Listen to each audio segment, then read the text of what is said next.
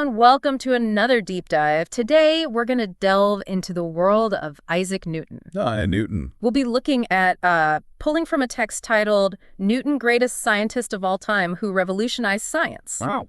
That's quite a title.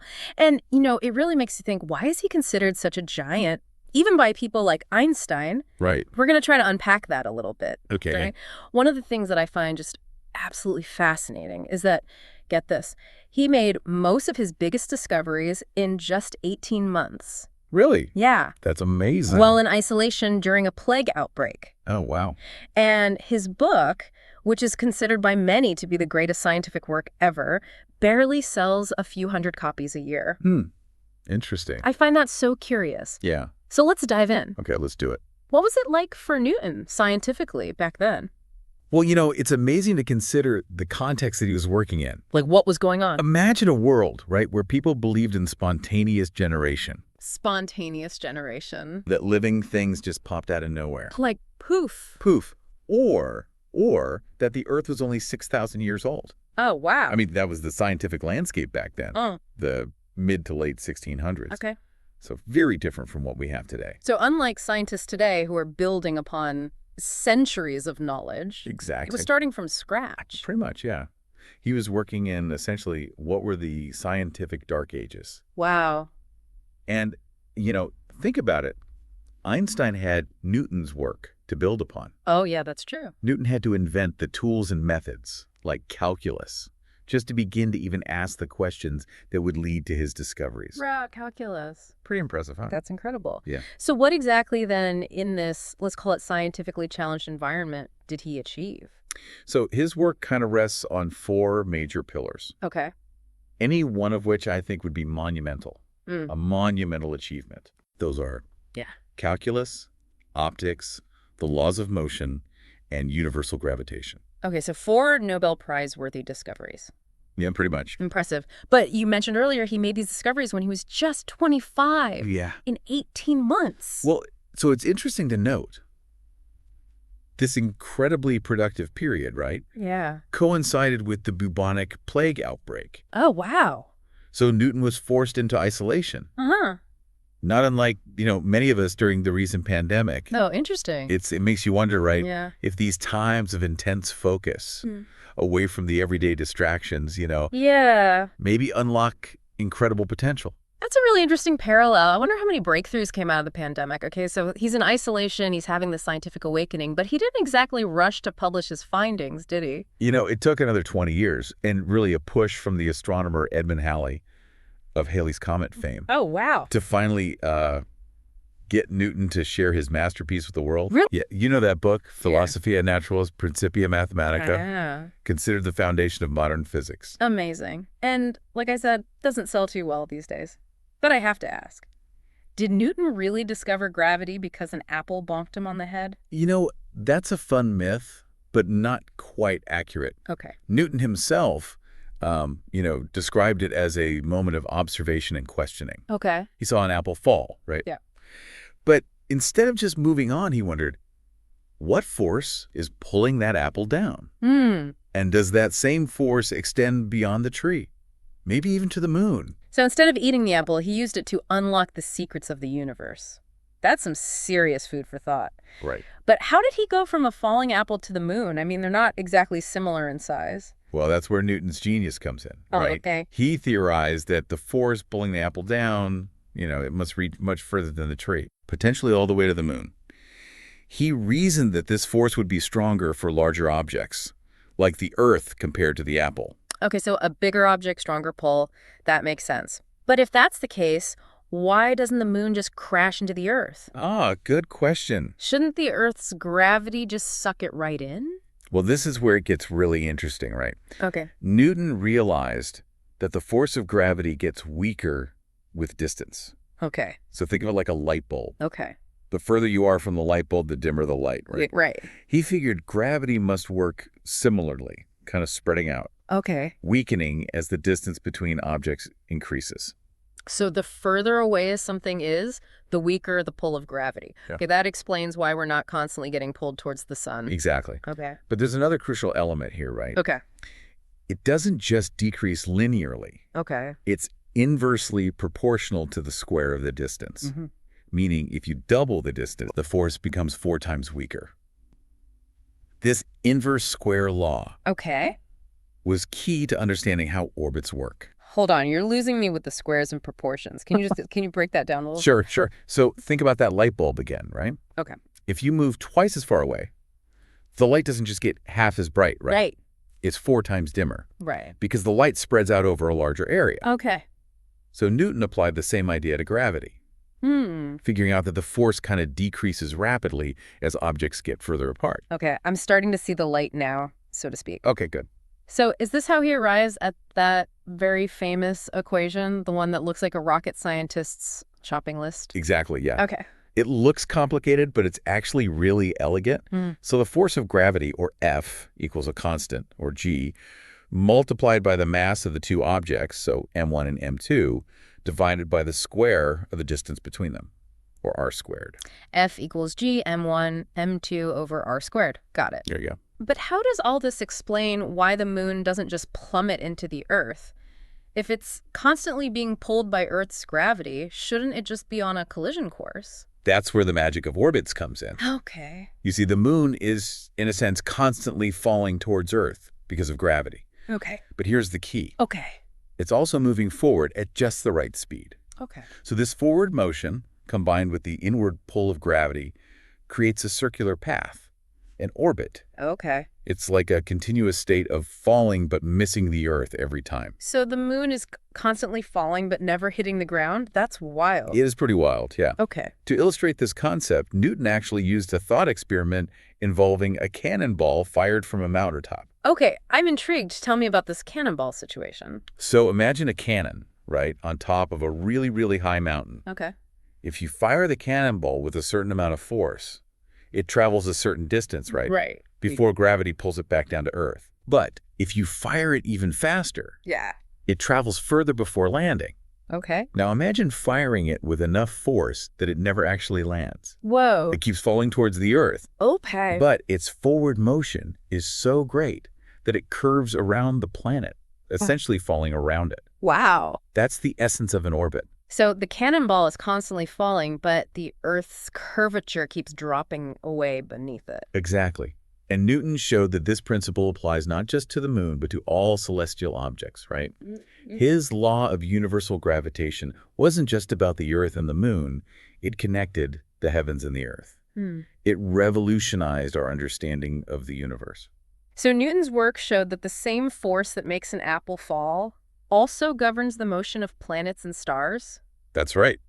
That's pretty incredible to think about the sheer scale of his insight. It truly is. It's amazing. And it really transformed, our view of our place in the cosmos, right? Yeah. We were no longer at the center of a divinely ordered universe. Yeah. Right. We're just one planet, among many orbiting a star among billions. Wow. All subject to the same universal laws. It's a humbling realization, but also kind of exciting, in a way. It suggests that with observation and experimentation and, a little bit of genius sprinkled in there, Right. we can understand the universe. Exactly. Speaking of which, we've focused a lot on gravity, but you mentioned earlier that Newton also made some groundbreaking discoveries in optics. Yes, that's right. What were some of his key breakthroughs in that field? Well, Newton's contributions to optics were equally revolutionary. He was the first to demonstrate that white light is actually a mixture of different colors. Good. You know how a prism splits sunlight into a rainbow? Yeah. That was Newton. Wait, so before Newton, people didn't know that white light contained all the colors of the rainbow? That's right, yeah. People thought that prisms somehow added color to the light. Wow. But Newton's experiments debunked that idea, revealing the true nature of light and color. So he didn't just explain gravity, he cracked the code of rainbows, too. That's right. That's amazing. What else did he do in the world of optics? Well, he also invented a new type of telescope. Oh, wow. The reflecting telescope. Okay. Which used mirrors instead of lenses. This design allowed for much larger and more powerful telescopes, and it really revolutionized astronomy. It's amazing how he made such significant contributions in so many different areas. He wasn't just a theoretical genius. Right. He was an inventor and an engineer, too. Exactly. But let's get back to that amazing 18-month period when he developed so many of these theories. You mentioned earlier that his book, Principia, is considered one of the greatest scientific works ever. Right. But it doesn't exactly fly off the shelves today. Why do you think that is?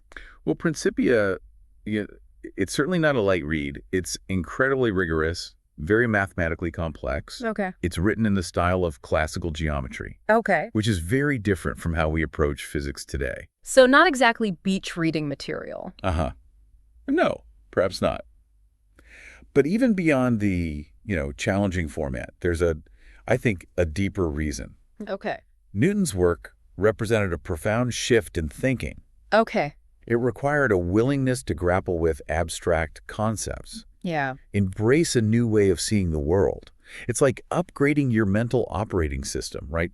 From a simple interface to something far more complex and powerful. That's a great analogy. Yeah. And like any major upgrade, it takes time and effort to adapt. But the rewards are huge. Exactly. So even if it's not a bestseller, its impact is undeniable. We've talked about gravity, we've talked about optics, but what about his work on the laws of motion? Right. Those are pretty fundamental too, right? Absolutely, yeah.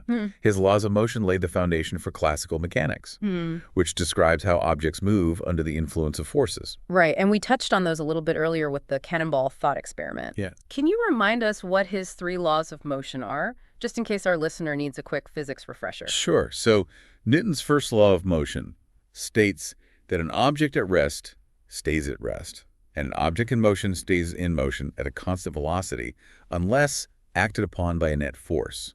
This is often called the law of inertia. So basically, things like to keep doing what they're doing, Yeah, whether it's standing still or moving in a straight line, unless something forces them to change. exactly. Okay. His second law of motion states that the acceleration of an object is directly proportional to the net force acting on it and inversely proportional to its mass. Okay. In simpler terms, the more force you apply to an object, the faster it will accelerate. Okay. And the heavier the object, the harder it is to accelerate. Okay, that makes intuitive sense. Push harder, get faster acceleration, heavier object, need more push. Exactly. What about the third law? Newton's third law of motion is probably the one we hear most often in everyday language. Okay. For every action, there's an equal and opposite reaction. Ah, yes. The classic equal and opposite reaction. What does that mean in terms of physics? Well, it means that whenever one object exerts a force on a second object, the second object exerts an equal force back on the first object, but in the opposite direction. So if I push against a wall, the wall is pushing back on me with the same amount of force. Precisely. Forces always come in pairs. Wow.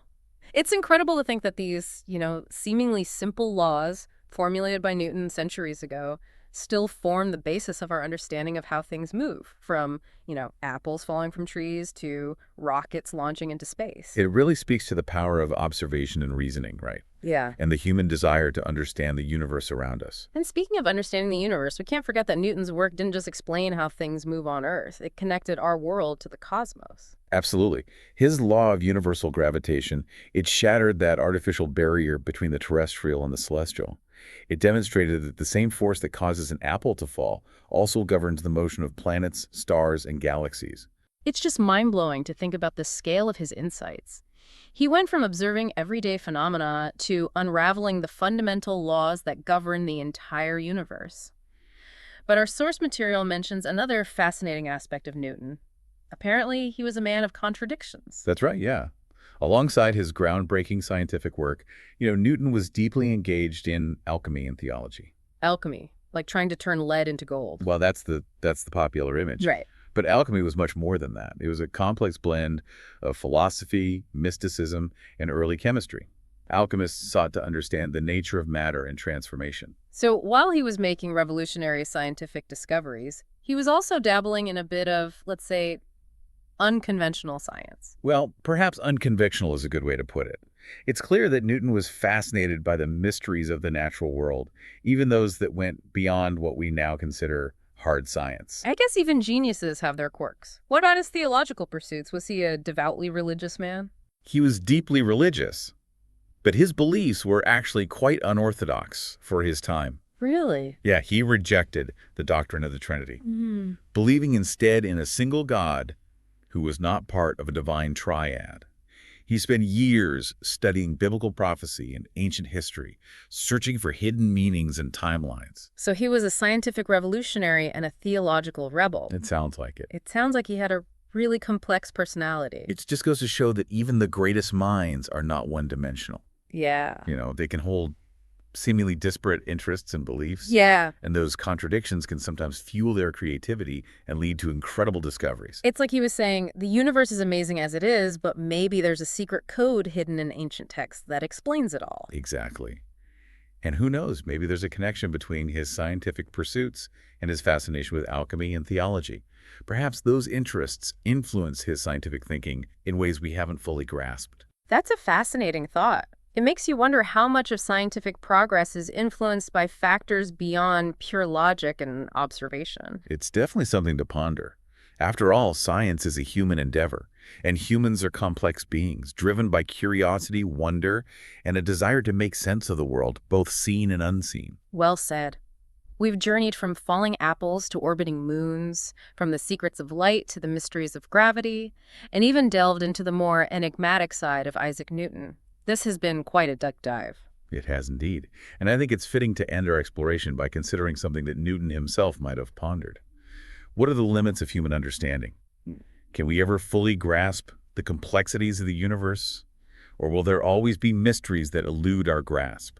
Yeah, it really is. It makes you wonder, Yeah. Someone who made such monumental scientific breakthroughs was also so deeply invested in these, more mystical pursuits. It's like he had this insatiable curiosity that extended beyond the boundaries of what we typically think of as science.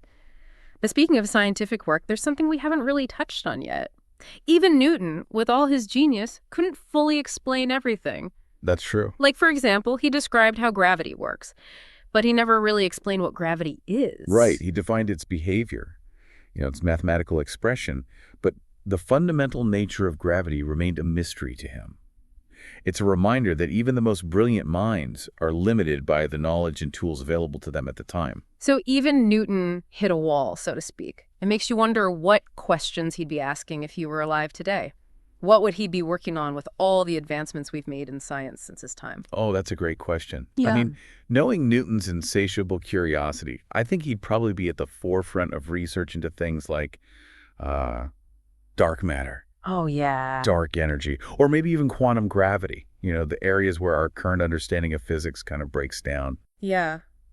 It's humbling to realize that even centuries after Newton, there's still so many mysteries left to unravel. Absolutely. It's like we're still standing on the shoulders of giants, but looking out at a universe that's even more vast and complex than we ever imagined. And that's the beauty of science, isn't it? Yeah. It's a never-ending journey of discovery. With each answer, new questions emerge, pushing us to explore further and deeper. Well said. We've covered a lot of ground in this deep dive, from falling apples to orbiting moons, from the secrets of light to the mysteries of gravity, and even touched on the more enigmatic side of Isaac Newton. It's been a fascinating exploration, hasn't it? It really has. Newton's life and work remind us that true genius lies not just in finding answers, but in asking the right questions. And perhaps, as we continue to explore the universe, we'll find answers to those questions that even Newton couldn't solve. Thanks for joining me on this journey through Newton's universe. Until next time, keep those minds curious and keep exploring.